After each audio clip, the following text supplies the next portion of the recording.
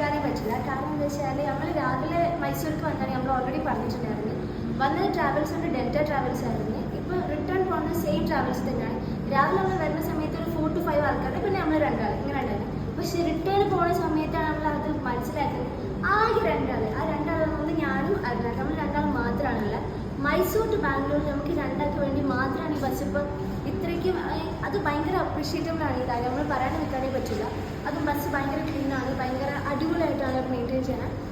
Usually എങ്ങനെയാണെന്ന് വെച്ചാൽ ആൾക്കാർ കുറവാണെന്നുണ്ടെങ്കിൽ ഈ ബസ്സുകാർ ട്രിപ്പേ ക്യാൻസൽ ചെയ്യും. നമുക്ക് ഒരുപാടാണ് അനുഭവം ഉണ്ടായിരുന്നു. പക്ഷേ ഇത് ഇവരെന്ന് പറഞ്ഞാൽ 2 പേർക്ക് വേണ്ടി മാത്രം. ഇത് ഒരിക്കലും ഈ വീഡിയോ എടുക്കാണ്ട് പോകാനേ എനിക്ക് തോന്നുന്നില്ല. കാരണം വെച്ചാൽ അത്രയും അടിപൊളിയാണ്. അവർ ഹോസ്പിറ്റാലിറ്റി എല്ലാം ഭയങ്കര അടിപൊളിയാണ്.